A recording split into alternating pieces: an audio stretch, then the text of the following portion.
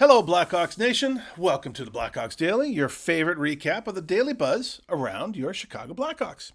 I'm your host, PJ. Thank you for tuning in during this, as we know, extremely slow and dry offseason. Definitely not a lot going on, so we're just trying to bring you whatever salient tidbits we can on our beloved Hawks to keep the puck withdrawals at bay until October 7th. So let's get into the top four topics of today. So our very own Connor Baddard has been invited to Hockey Canada's 2026 Olympic Orientation Camp, and he's actually the only Blackhawk to get the invite. This past Friday, they announced 92 players for the men's, the women's, and the para hockey teams. For the men's hockey team, there will be 42 NHL players, which will include 3 goalies, 13 defensemen, and 26 forwards. So their orientation camp will be later this month, going from August 26th to the 28th. Baddard will not only benefit from the Olympic hockey experience in and of itself, but also to suit up with players like Sidney Crosby, Connor McDavid, Nathan MacKinnon, and also like the person he's been training with all summer, fellow number 1 overall pick, Macklin Celebrini. Great company for him to spend some time with, really learn some, innately learn some things from them through osmosis. He's been on the national stage before, just before getting drafted by the Hawks. He really made a name for himself at the World Juniors. He scored 9 goals and 23 points in 7 games while helping Canada take the gold. So it'll be great seeing him on the ice in some very competitive hockey, which is unfortunately something he hasn't had a ton of competitiveness with the Hawks, with us being in a cellar his entire time he's been with us.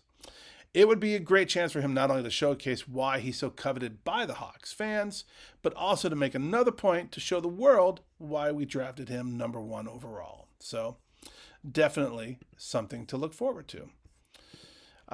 One player that we haven't really discussed all that much, or really haven't spoken about his really positive impact, especially to Baddard, is Jason Dickinson, who is entering the last year of his contract. So in Baddard's rookie season, Dickinson finished the year with a career high in goals with 22 and a career high in points with 35. So he was 12th on the Selke Trophy voting with a 2.3 defensive point share.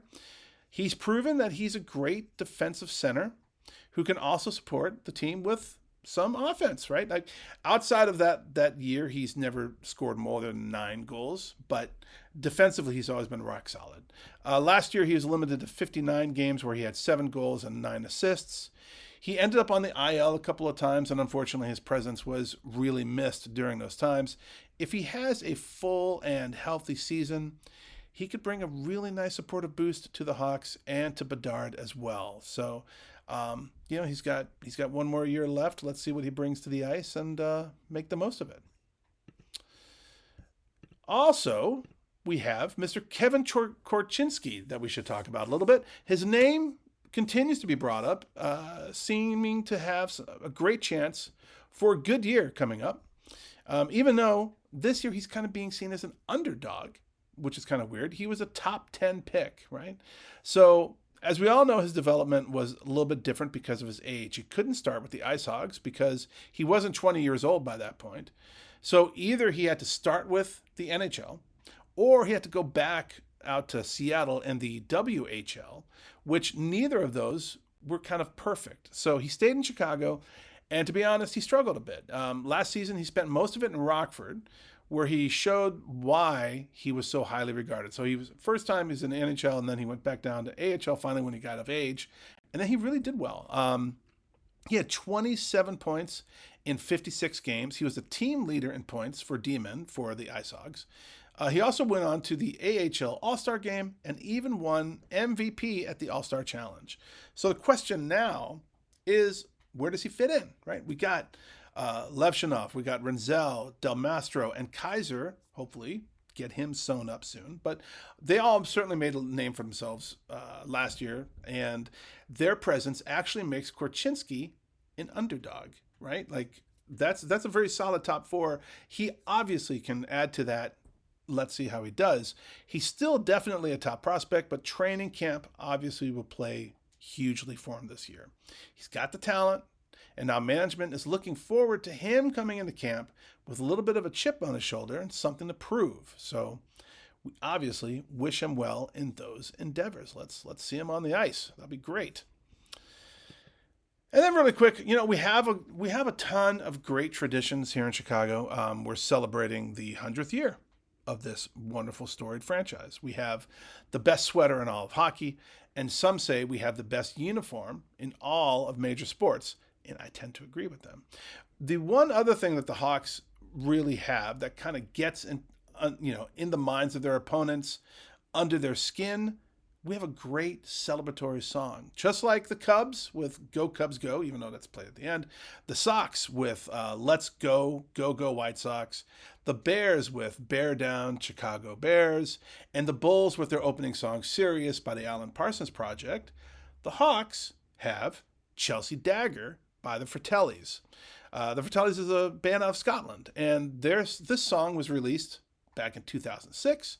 And we adopted it as a tune for our goals, or as the goal song, during the 2008-2009 season. So since it was introduced with the rise of the Taves and Kane dynasty, we got to hear it all the time. Goal songs can obviously change over time, but I'm really hoping it doesn't, right? This is a fantastic song. It'll be awesome to have Chelsea Dagger playing with every score that Baddard, Nazar, Frundell, and the whole young crew, every time they light up that lamp, it'll be awesome to hear that song chiming throughout the halls of UC for a long, long time ahead. I mean, that's our dreams. And what do you, I don't know. If you guys love it, I love that song.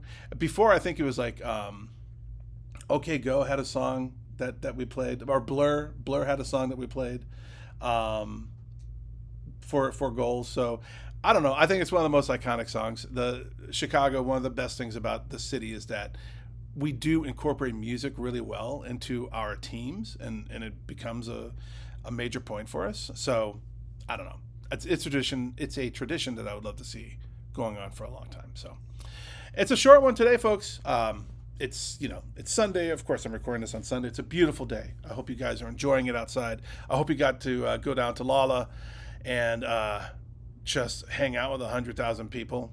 It was a lot of fun, and the weather was gorgeous this weekend. Just one of the rare ones that we have a beautiful Lollapalooza. So hope you guys are enjoying. You had the best weekend. I hope that today is a fantastic start for your work week, and we will talk to you soon. So that's a wrap for today, Blackhawks Nation. Please feel free to tune in every weekday to get your Blackhawks Daily download. You can impress all your friends and neighbors. You guys always impress me. Super, super appreciative of your support, tuning in, watching these videos. Please do share and like and subscribe, and get your friends to watch as well. It is dry right now, but as we head into the season, it's going to be a whole heck of a lot of fun. So I'm looking forward to sharing that and spending that time with you guys. So really appreciate it.